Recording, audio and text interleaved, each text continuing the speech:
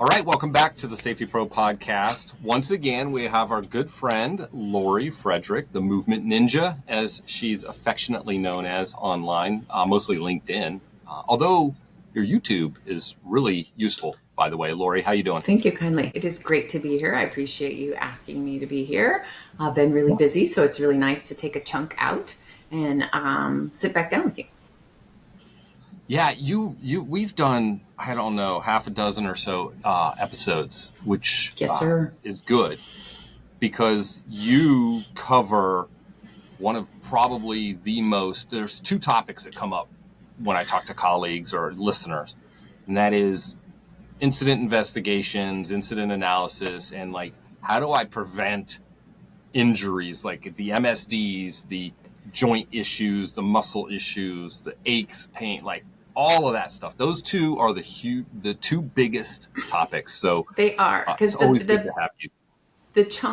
the pie chart, right, that says out of all the injuries in the pie chart, that piece of pie that's MSDs and soft tissue is still the biggest of everybody's charts, right? Overexertion is still up at the top of things. And how do we prevent people from doing that? So yes, a lot of episodes that we've talked about, a lot of different things, some overlapping for sure, but it's kind of funny how adult learners, we need repetition and we need to hear it a lot.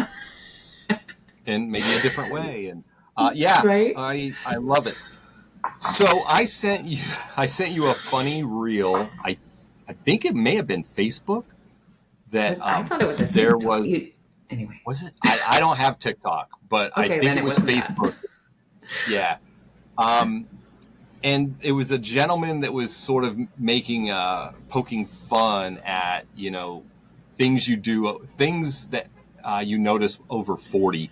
And it was just a general statement. And this individual it was a lot of workplace settings type of thing, like jumping off of a truck, out of the cab of a truck. It was like doing different things. And it was all these crunching noises of the joints. Right. And, everything. Or simple things. I remember it being very, very simple things that all of a sudden you're like, ow, that didn't feel good. Yeah. Oh, it was to the music that ow. So I don't know the song. Ow. You'll have to cut it in, right? Can you? Yeah, I'll have to bring that up. So in post-production, the top. So I sent it to you and I laughed and I thought, hey, maybe this would be a good topic. As I'll disclose that I'm approaching 55 this year, and I'm kind of torn because in my 30s I had kids and I was just trying to get into my career and I traveled so much and I really did not take good care of myself in my 30s in general, just with exercise and things like that. I ate okay, but man, I did not have a regular exercise routine or regimen. And now I do all kinds of stuff. So on one hand, I'm doing things I would have been like, I'm not running a 5K. Are you insane? And I'm like, I'll do it one a day. I'll do it, Oh, geez, good for you. But on the other hand, I'm definitely feeling things that I didn't felt before. And I can't tell if it's because I'm getting older or if it's because I wasn't doing them when I was younger, because I avoided them, or a combination of the two. So you're going to help me figure it out. Both. The answer is definitely both. And the fact that when things go a little sideways, they kind of seem to go way sideways, and then it takes longer to get back to where we were at our normal. So longer recovery time as we get older. Okay. Yes. So that's super common, and it is a very common question. I think, though, in the workplace too, the aging workforce has always been a topic. Because and especially in the craft and the skilled crafts, right? Because you want to hold on to those people who have such high skill levels, but their bodies probably aren't doing it very well. And it relates back to, how are they taking care of themselves? What are they doing? But then I remember, do you remember the term silver tsunami? There's something that I read a couple of years ago, like, what was it? It had to do with the boomers, right? The baby boomers are then getting old enough in the workplace. And so the silver tsunami is here, apparently, but I haven't heard that term in a couple of years. So apparently that was just a trend. I bet or a you buzzword. somebody with an HR degree put the squash on that term. I'm just going to guess. Oh, that I see what you're saying, right? People didn't want to I be, don't know. but come on, a It's silver weird. fox is supposed to be good. Silver fox. Okay, so I will volunteer this information, and this is just coming from me. Before we hit record, I was confiding in you, like I don't. How do you approach this topic? And I love your approach because you're just so I just say it. relatable in the way you talk. We talk. Are they an aging workforce? Are aged, the seasoned? Are they older? Are they like you can't say anything? And I'm afraid to like say anything about this topic, but we have to. We have to talk We about it. have to. We have to. And I think it's getting a little bit better. I mean, everyone kind of wants to be younger. They miss taking advantage of their younger years. There's all that. I like to say that everyone's aging. We're all just at a different point on the timeline. So, Yeah. we're all on that track. And granted, there's some things you can do to slow that down or speed things up, but not necessarily like age doesn't have to mean aches and pains. But Right. I always like to put people in buckets in the workplace because usually people fit into old and stubborn or young and bulletproof when we're talking about soft tissue injuries. It's just one of those, it just can be, I know it's blanketing a little bit, but it's fairly true. And stubborn to the effect of, this is the way I've always done it. And this, I'm just going to grin and bear it and all those sorts of things. And then the young and bulletproof, the people coming in who just don't realize what they're putting their body through and how that can accumulate over time, right? The repetitive nature of things. And it's always going to be, and I still think it is for me and for you probably, right? We still ignore stuff that, Yeah. right? We tolerate a certain level of discomfort until we're like, I should probably get that looked at. Even I do that. Okay. So super hyper aware of everything, right? Almost to a fault that if I have a hitch in my giddy up, I'm trying to figure it out. I'm actually like doing things about it, but there's also a point where you're like, well, I should probably get some professional help on that. So that's always there.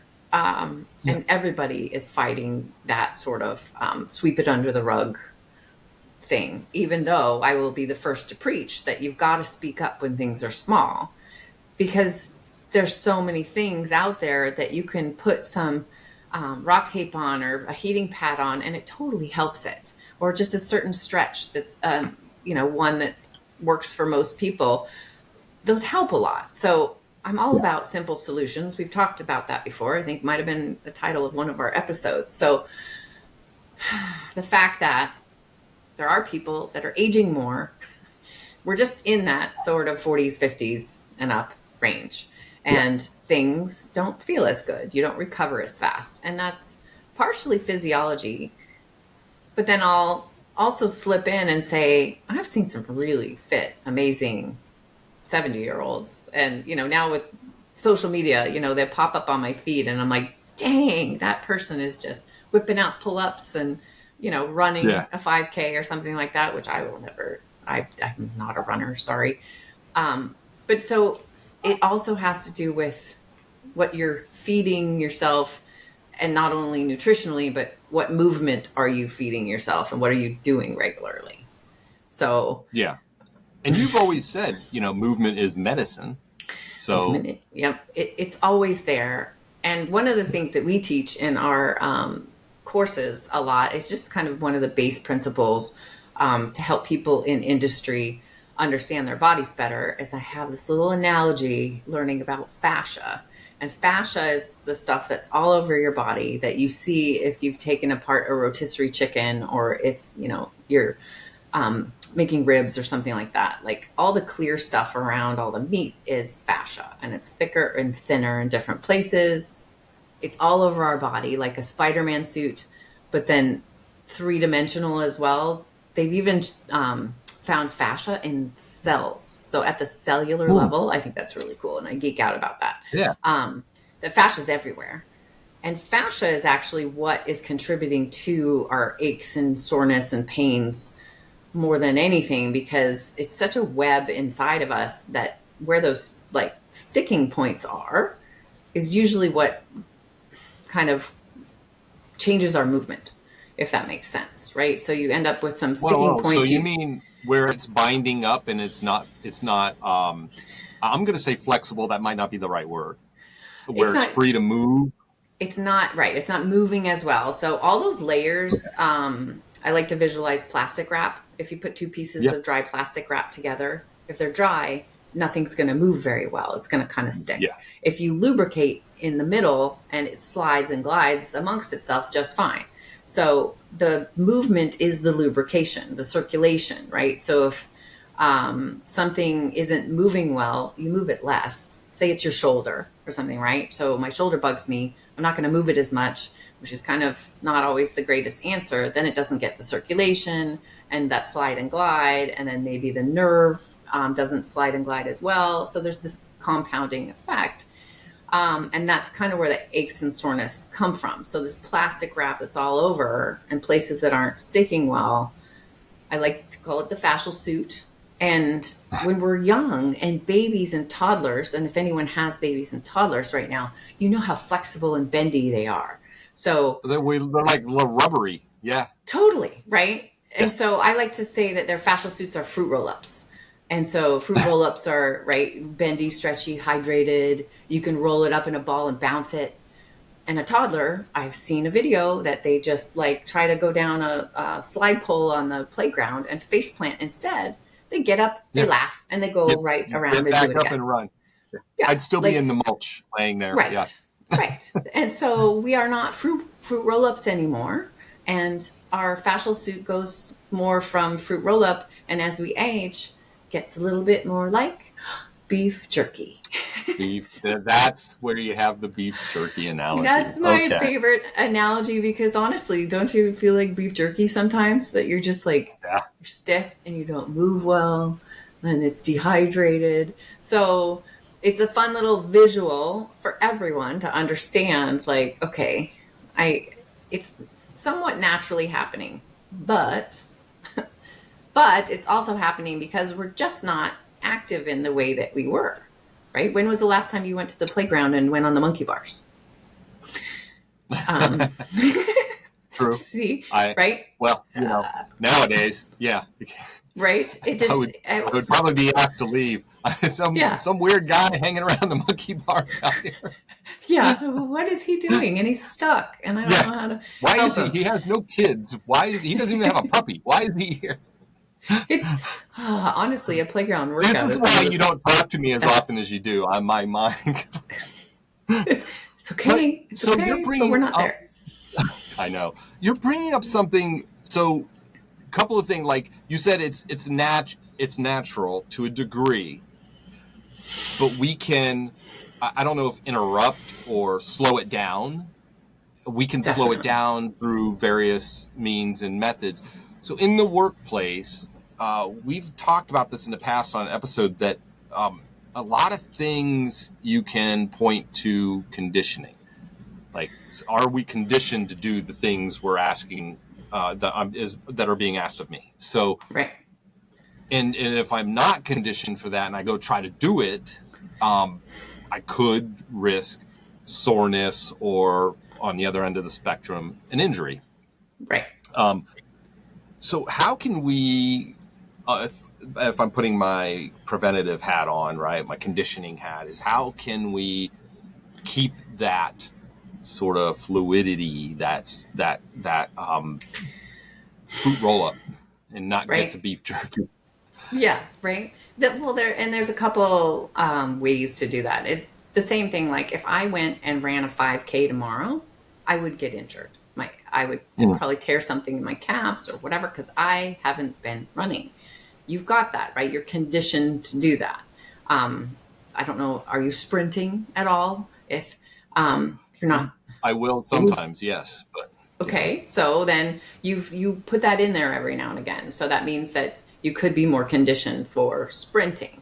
Sprinting is actually really good for you. I keep telling myself to maybe attempt that, but.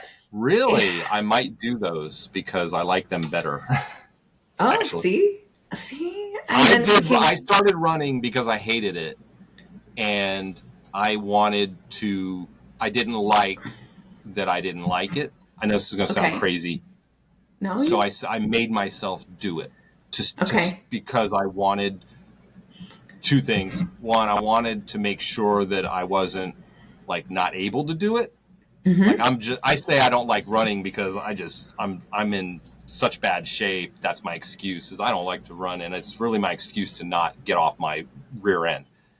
So I forced Right. There's myself to that do it. angle. Yeah. But I've noticed I go 5 miles. Once I go past 5 miles, my body starts to say, what in the hell are we doing out here? And so I'm not built for the distance, just Right. my height, my stride. I'm not built. But the sprints, if I did a 1 mile, I can bang out a 1 mile in like just as fast as I can. And I feel great after. I love that, actually. So I might do sprints. See, there's a whole lot of science and programming and conditioning and stuff that's in there that you can work on, sprint modules and things like that. But it depends on your benefits, right? So running endurance stuff is really great for your heart health, right? We all know that. Cardio, So that's right? really good for your cardio. I was a gymnast and a diver growing up. So the longest I did an activity in consecutive timing was like 2 minutes and 24 seconds or whatever a floor routine was. That was as long as I was going in one stint. So I But am you not were an going, though, endurance. right? Yes. But so I'm Yeah. not an endurance athlete. I was a power athlete. And it's something that I'll tell people a lot and just has worked out for me because building power also helps you keep your muscle mass better, and that helps keep your bone density better. So, and you can actually burn just as many calories by a number of sprints versus a whole long run. Right. Right. But some Yeah. people Okay. love endurance and they will run and run and run. But if you can build up your strength to tolerate more power, it's kind of where that comes from, because power equals strength or mass times velocity. Blah. It's in there. It's in there somewhere. But You you need just strength. totally Like, hold on. Like, what? throwing out math on me here. I know I haven't been in school in a long time, but power comes from strength and velocity is essentially what it is. You shouldn't sprint unless you are strong enough to do so. So like Yeah. squats and deadlifts and stuff are really I important. think you covered this on a previous episode. You Did said we? strength is the foundation. And you may have said the foundation, you may have said for health, but I'll have to go back and listen. But you basically said strength is if you've got a base Yes, to muscle support mass. anything, it's Squats got to and be strength. tacos. That had to have been a squat and Squats and taco tacos. We conversation. talked about squats and tacos. Yeah. Right? Okay. See, Yeah. you remember some stuff. That's good. I do. You can't, yes. and if you think about it, you're right. We were talking about, oh my gosh, you're bringing it all back. We were talking about that little test. If you can get up off from a sitting Yes. position on the floor without using your hands or needing your hands, if you can get up, Yep. then your longevity percent is better. likely to fall as you age, and falling is bad. Yes. And obviously so falling is bad. if you can maintain strength, especially in your legs, and that's what strength got us and to- mobility, but yes, that's where we were. So we're coming around again to all of that, right? So, and unfortunately with muscle mass, if you don't use it, you lose it. And then we go back to, you're not going and doing monkey bars. Are you sprinting down the street because you're playing hide and go seek tag, right? Like, we're not doing that anymore. And then there's those in the physical trades who are doing stuff all day, but it's not necessarily the stuff that's building their muscles in the way that they should. So and all they're of that, tired when they go home, right? yes, but you could be less tired if you had better muscle mass, because that helps your energy levels. So there's all this tie back to build your muscles. Yeah. And strength is out there. I think one of Chantel from Work Right Northwest, I'm going to call her out because they had a presentation. Also, we had similar presentations at this last ASSP conference, and their whole tagline is "Strong is never wrong," and I'm going to totally say that's a great tagline. Yes. Because your strength is your PPE, and that's what they were talking about. And I was hitting it from resilience as well. It's both. So we are the same preacher. Nice. And muscle mass and your strength and your resilience is a level of PPE. It's how you can protect yourself. And it's not magic, right? You still can injure yourself, and then, or, get those tweaks that take a while to come back, but you'll come back better than if you weren't doing anything. So I think that's the most of what's happening as we age, is we're not doing the exact same things. It does take more time. It takes really strict nutrition to keep your muscle mass and do all those things. So it's just more effort as we age. It's possible, but it's just more effort as we age. And so I've completely changed my diet over the last 5 years. I mean, good for you. Completely. Aren't you a vegetarian? I was, yeah. Oh, so that's part of the change. 27 years, I think.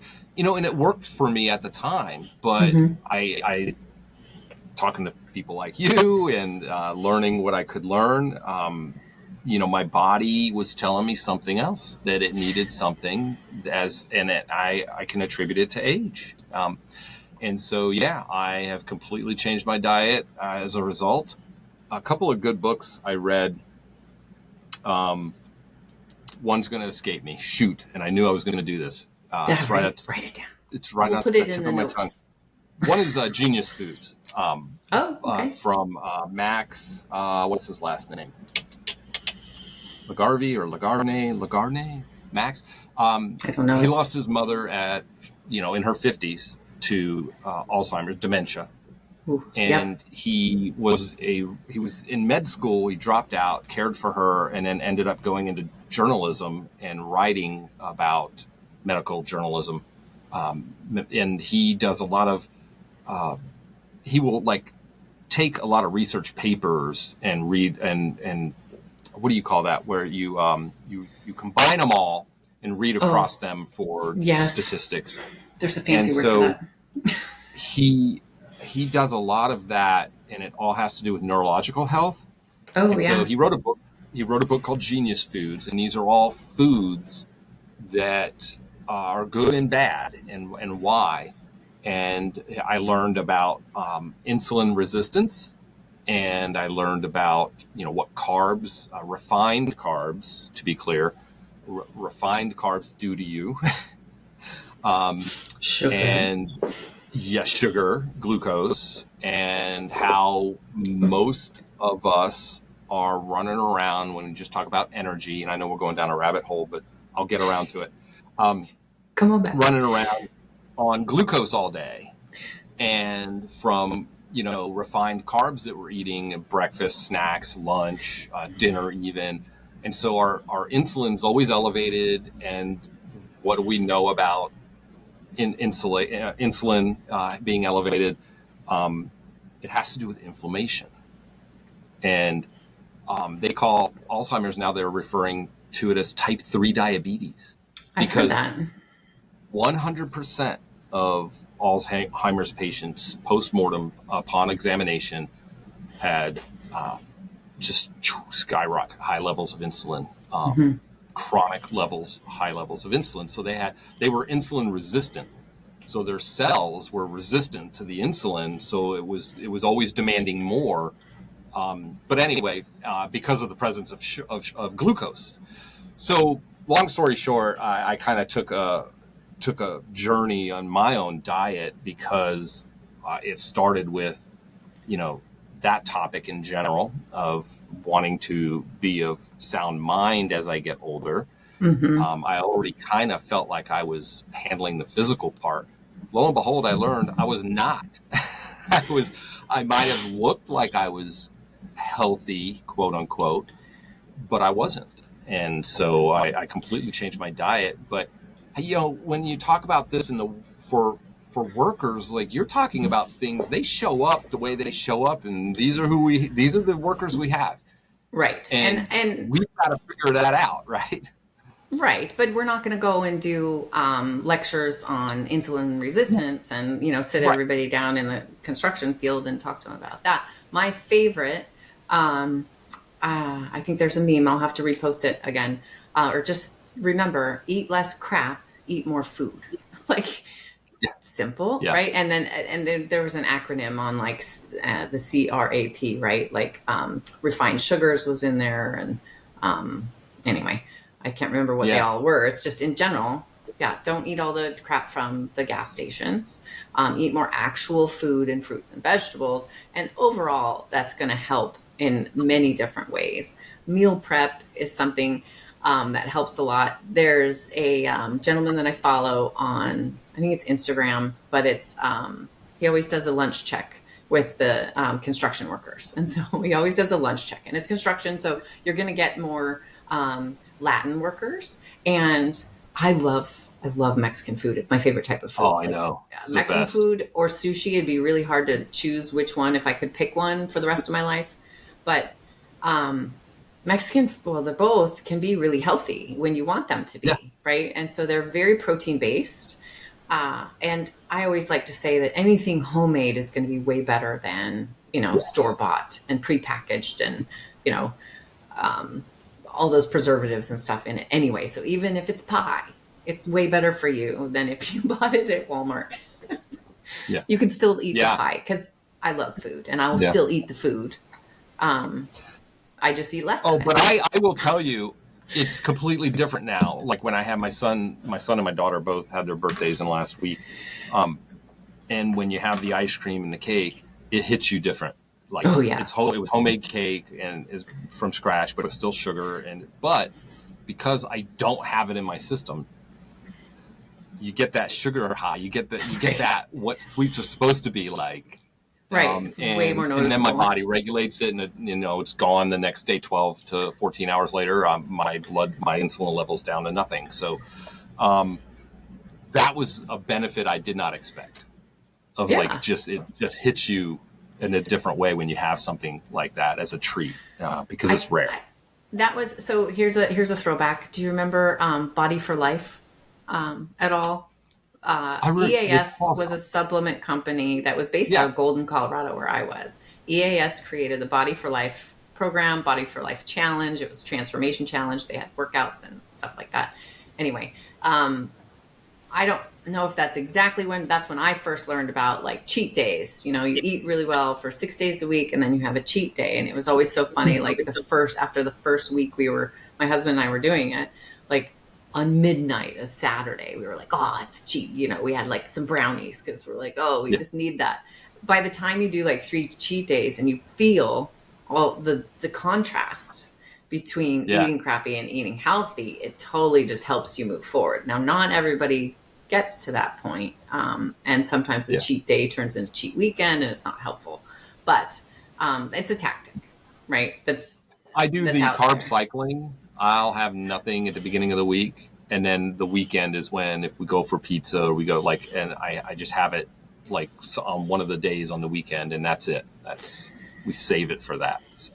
Right. Yeah. And there's a million, I know people who do the fasting and different things, and there's so many ways. Yeah. There's so many ways to do things that everyone should be individual at what they can do. And so generally speaking, that's why I always fall back on eat less crap, eat more food.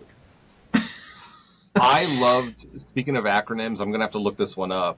I think there's 4, but I can only remember 3 of C's. They called them R's. 3 R's. Okay. Can you recognize when you look with food? Can you recognize it?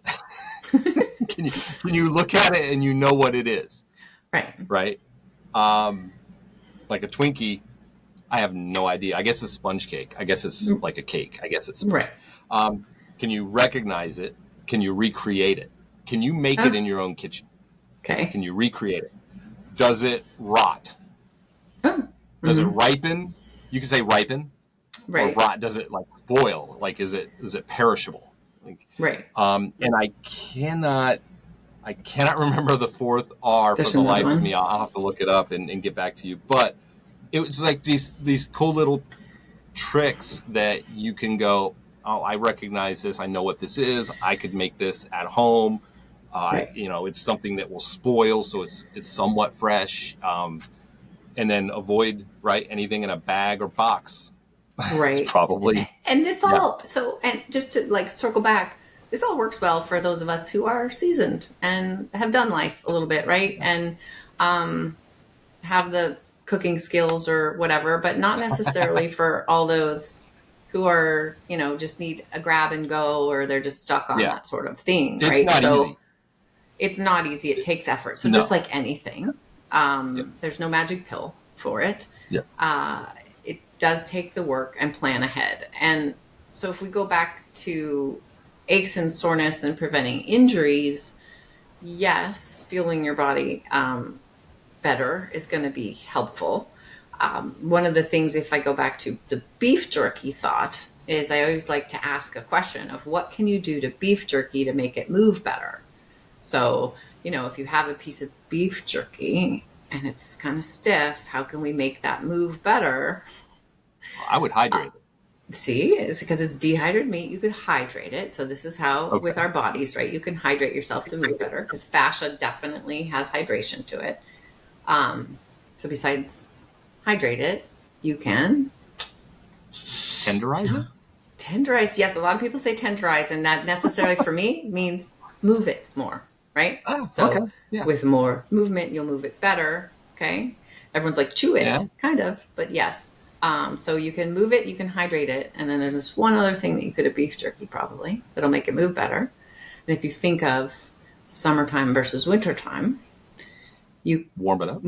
you move better in the summer usually because it's warm. So if you warm up beef jerky, if you put it in the microwave, it might move better.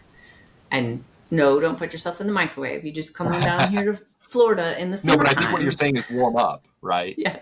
Do your Yes. warm-ups. Yes. Yeah. And warming, hydration, and movement are why we do warm-ups. And what's been so busy lately is it's turning very slow. The ship of old school stretch and flex, stretch and hold, from static to dynamic, and it's moving more. Right. And then you ask the question of like, okay, so we're all feeling aches and pains more as we age. Do we need to do something different in our warm up? Do we need to, and I say it's just going to be longer. For most people, they're just going to need a little bit more time. Like if I was working out today and, there's a little warm up involved, but usually it's not until like 15 minutes into the workout that I really feel like, oh, okay, now I'm moving better. Right. It's not. Yeah, I've got slow days, right? Right. It takes me a while to get going. Yes. So, for some people it takes a little extra time, or just those extra joint motions where they might have had a past injury or something like that. So it just takes a little more care and precision to add a couple more minutes in a warm up and make sure you're moving really well, to not be beef jerky as you're working or playing or doing all those things. Look at that, wrap that back around. Don't be a jerky. You're talking about something else. Whoa, see, I like that. Don't be jerky. Covers. Don't be a jerky. Make sure you move well, but also don't be a jerk. And that's important. That is important as well. So I think what's interesting is how companies can approach their, we're still calling it mobility program. I always call it mobility program. If they're moving it, it's a mobility program. I like it a lot. I do. And I still harp on the warm up versus stretching. There is a distinction. I know people don't forget to stretch before you go to work, but I'm like, I don't want to be a word nerd and I don't want to correct anybody. Right. But are they just using it as a general term, or do they actually mean stretch? So that concerns me. So that's why I always got to go look and go, wait, when you say stretch, what are you doing? Why is that? If you refresh our memory, why is that distinction important? Well, and I'll do that. And I do think people use it generally to stretch, because there's still some companies that don't have any sort of pre-shift anything, stretch or warm up or whatever. But so stretching and holding for a long time has just not proven to be as effective. And if everyone's going to come at me with white papers, there's no white papers in the workplace or data. It's all in athletics. that dynamic warm-ups are more functional and prevent injuries better. That when you're actually mimicking your work tasks, especially with high hazard and physical environments, your body needs to go through three-dimensional movements before it actually goes to work, because that's going to help it not get injured as much or at all, hopefully. But a lot of people just encompass do your stretch before you work, and they just mean something in general. And they have some generic moves, and they might not even be related to what they're about to do. True, and it's part by part. So that's my biggest beef with the stretch and hold is it's just joint by joint, and we don't move that way. We don't live that way, but it's better than nothing. So I always want to say that it's better than nothing. There's actually, I haven't gotten it in the mail yet, but the new PSJ journal that ASSP sends out, the new safety magazine, I think on the cover is a whole thing about stretching and manufacturing. So I glanced at it. It's super long. I do plan to do a review on it, but I was like, 8 pages? Why do we need 8 pages of information? That's just me and my simple life. But that's why I love to talk to you. You make it simple because I'm not very bright. So I love how you, I get what you're saying. And which is what I love. We're all going to get it, but why do we need 8 pages to say the thing? So I'm going to go through that, just know, and I'm going to put it in a minute reel. Yes, maybe that would be perfect. So okay, we talked about like some things that we can do to kind of prevent the natural aging process from getting the better of us. We did touch on diet a little bit, and exercise, how building strength, especially muscle strength, building muscles helps us get through the day with less risk of even being sore.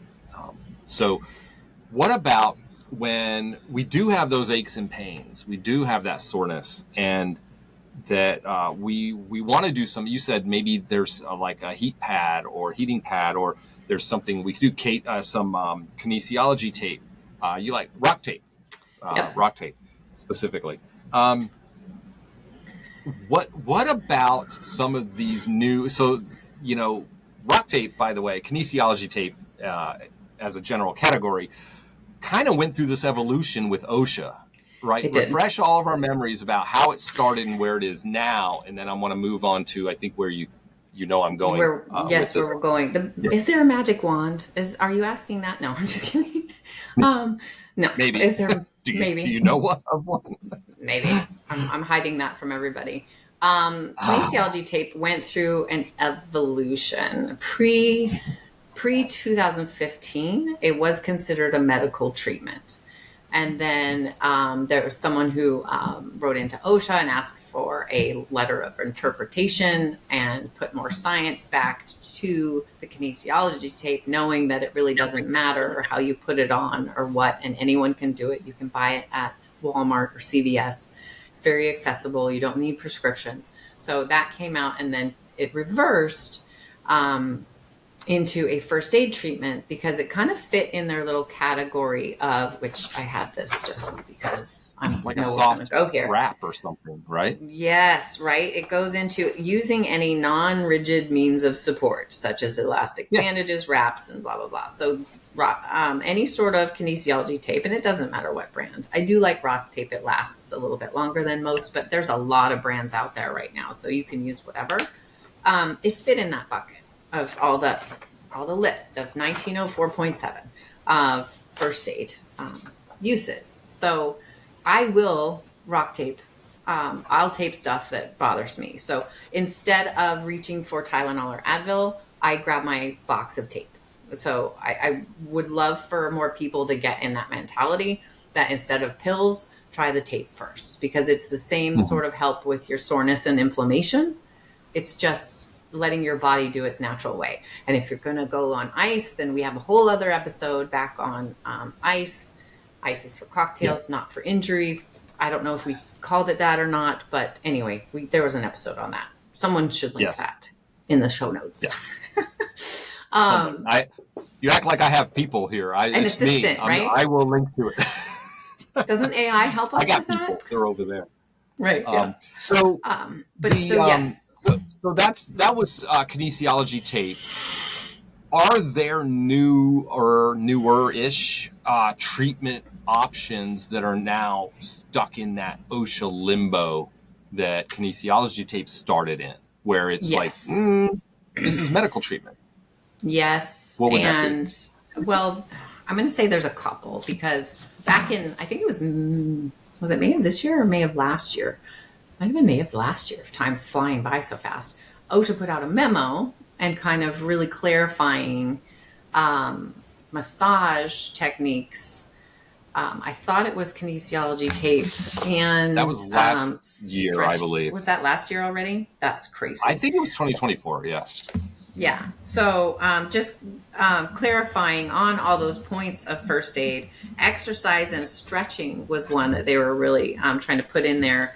As far as you can't be super specific with your exercises or your stretching and say, Blaine, I need you to do that shoulder stretch 3 times a day for 20 seconds. That's medical treatment, right? But if you just say, don't forget to do physical therapy almost, right? Like it's the same as that's what, yeah, therapy. They were throwing that in there, that you got to be really clear versus very general. So that's where I'm going with this all. We have a ninja kit is what I call it, of all the tools that work really well to help you with your aches and soreness and just preventative stuff, which tape is in there and all sorts of self-massage tools, and red light wraps are also in there as well. So red light wraps, yes, I did bring that because I knew we were going to talk about it, and all of so using red light therapy. Last year, I also submitted to OSHA to ask for some clarification on red light therapy because we use it and for all our clients and customers, and it's been super helpful when they have just regular aches and soreness. When I have regular aches and soreness, I use this nightly. It's heat and it's red light therapy, and it's super effective on a lot of ways. So I was like, hey, let's get some interpretation on this. And they came back just this last week, or 2 weeks. Time flies now, so I'm not even going to quote that. Pretty recent, though. It is pretty recent. And they said to me, no, it is actually a medical treatment. And wow. And I know you were surprised, right? Because you're like, well, you can get red light at any place. You don't need a prescription, right?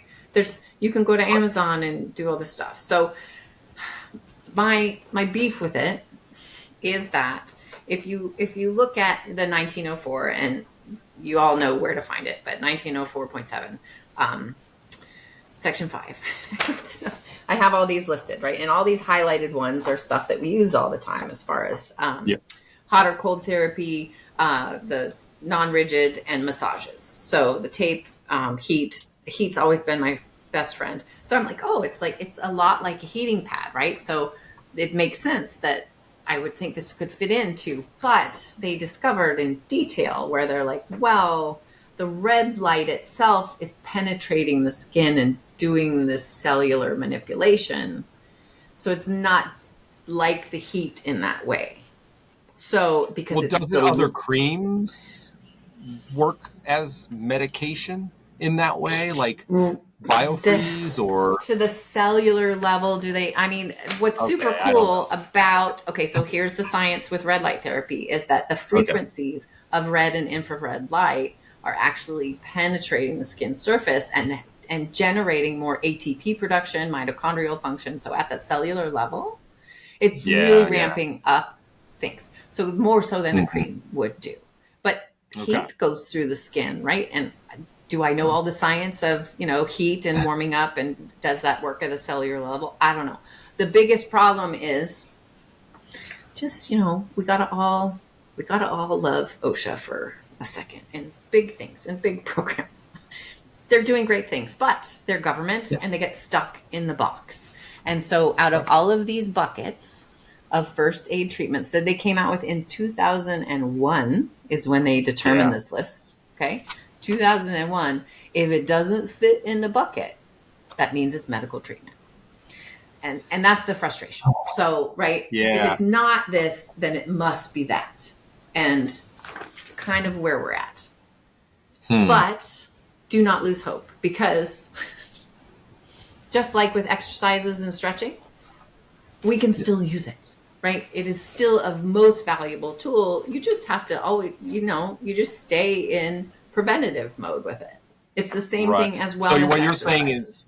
if I were to use this as a result of a suspected injury, Yes. that's where you're going to get into this gray area, versus just using this regularly as preventative therapeutic type of, Preventative, like you even therapeutic's not a prevent. good word, right? I know, it's just, Really? Oh, good Lord. yes, I know. You get it. Lawyer. There was a letter of interpretation that came out on therapeutic versus preventative. So I've got all those links if anybody wants them. But this is where Yeah. we've got to do this dance for recordability. And I get it, but why do we have to do this dance? There's lots of gray, and we play in the gray, is what I will say a lot, is that we play in the gray because there's so much benefit that can come from it. So when someone in the workforce has usual aches and soreness that just happen, especially in physical work, or even if you're at the desk too long and all those sorts of things, usual aches and soreness, use the red light. Use some red Right. light. It's really good for that, right? Correct. If we all of a I've, sudden I've used it pain, and it works. I don't know. I can't explain how. You can, but it works. So you mentioned a magic wand earlier. That thing, well, mine doesn't produce heat. Like it doesn't feel hot to me, but right. it it feels great. I loved it after I used it, and I thought, wow, this is crazy. And then I reached out to you. I had talked to you about it because I was like, I want to make sure I'm not like cooking myself with this thing. Right. Is this thing Right. bad or yeah? Yeah, there's because like with anything, you can be like, oh, a glass of wine is good for your heart health. Let's have the bottle. No, like let's not do that, right? Some squats are There's good for more in the you, but bottle. don't do 1,000 squats. You're going to be in pain. Obviously, there's some sort of common sense that needs to come in to play. But yes, and what I will do is plug the one that I like so much. One, it's cordless. Two, it's a little bit of heat. It's not as much as a heating pad necessarily. And it has a setting for vibration. You can actually have it vibrate, Oh which wow. helps with circulation as well, and a whole Okay. neurological sensation difference. So many things are out there that are used when things are early ache and soreness, that are so valuable. I think they need to be out there. And so unfortunately, we now have OSHA saying something. I asked ChatGPT today to help me be like, okay, how does one go about? There's some little thing in the letter that says something about another section adding it. And I don't remember the exact words that they used in the letter. And they're like, we don't have, and it's posted, you can read it. It says, we have no intention of adding another category, essentially, at this time. Category. Yeah. Right. So, Yeah. because that's what would have to be needed, is to add some sort of a category. So I'm just going to tell everybody that, like anything else, catch things early, aches and soreness, tell it to everybody in a general way that red light therapy is really good preventative value. And if it's not work related, you can use it as well. Yeah. So there you go. there's that gray. So we still love it. We still love to have all the tools that help us not feel so seasoned, that don't help us make us feel younger and move more and move better. Because if you have less aches and soreness, then you move better, and then you move more, and everybody's happy. Yeah, it's that perpetual engine, right? As soon it just takes one little hitch to take you out of commission. I have definitely I can relate to what you said about things taking longer to heal, and I've definitely noticed me bouncing back quicker over the last couple of years, just with like a sore back, doing things outside with the garden or the lawn or something, and where I was consciously thinking about this. like with the mulch. We go and get our own at the, with the truck, and I fill the back of the truck up. I just fill it up as much as I can and drive it home, and then I unload it, and then I have to move it around that's the yard. a lot. But I don't know why I'm crazy. I love it. I think it's fun. Satisfying. And I was out there. Don't do this at home, folks. Do not do this. It was 96 or so, and it was Southwest Ohio. So it was like hot for us. Hot for us. I was out there all day doing this. And I didn't, now 7 years ago, no way. There's no way I would have. Yeah. But I think it's a combination of, and again, this is not medical advice. Nothing in this episode should be construed as medical advice. I'm not a doctor. But the heat therapy, it's exposure, right? It's right. I do the sauna, and I do the running, and then I do the other exercise. I just, if I hadn't have added all of those over the years, my body wouldn't have been conditioned to be able to do something like that. And I think I would that's a fair have point. never tried that, because and you may or may not be stubborn to the point of getting the task finished and all in, as quick as possible. I am kind of stubborn. I hate leaving projects middle done, like just halfway done. That's bad for my brain. So like mental health, I need to finish. I got to do it for my own sanity. Yeah. Okay. Right, which sometimes gets us in trouble. And I managed to get through this episode. Did I say a bad pun? Have I up to this point? Did I make a bad pun joke? I can't guarantee that. Those sneak in there so much. Well, I'm going to do it now. Now that we're super. At the end. Yes, please. I love that you said that you had beef with OSHA, but it wasn't beef jerky. Don't laugh at that. That's terrible. You'll just encourage me. Beef jerky. I was listening. Good job. Good job. Yeah, don't be beef jerky. Correct. All right. So where can all of the folks that are watching or listening go to learn more about all of this information that you have, and even more that you continue to put out? Well, I always like to provide a lot of value on LinkedIn for sure. So hook up with me on LinkedIn. If you have any questions about anything, that's usually where all my posts come from.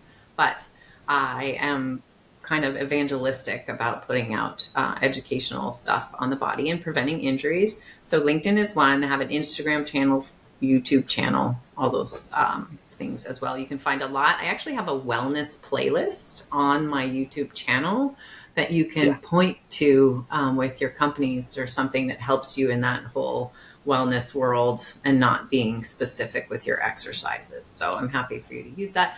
Ooh, and I almost forgot. We have an app. There's more. But wait, there's more. Oh my gosh. Since I talked to you last, we have a branded app. We have the Ninja Fit Stop app in Apple and Google. Nah, go look it up. Look it up. Go to your app store. Because I was going to ask you about the Fit Stop. Yes. So it's now an app. Do you have Apple or Google or Android phone? Okay. Apple. It's okay. I'm learning how it shows up differently. Are you looking it up or no? Oh, I can. Yeah, do. Real time. You can edit out our pauses. All right, we're going to do this right here. App Store. Right. App Store. Search. Ninja Fit Stop. Fit Stop is one word. And hopefully we'll see the little ninja dude. And I already have it on my phone. Oh, so. Look at that. And that is so cool. It should have a little, can I see your screen? Because I'm always curious how other people see it. Because doesn't it show up as I don't know. Little bits? It's in there somewhere. Yeah, you would have to. Not in focus. You look, can there's a little ninja. Yep, see, it's on there. But so you can download it to your phone for free, but it's not going to work for you because we have company memberships at this time. Oh, that's right, you do. So there it is right there. I don't know. Yes. I'll do a screenshot of it. Right. Yeah, I was going to share a screenshot because well. That's the newest, latest, and greatest out there. If someone's really wanting to do a trial, I just message me and I can figure that out. But essentially, it holds all of our wellness exercises, all of our information about taping and light and exercises all in one place.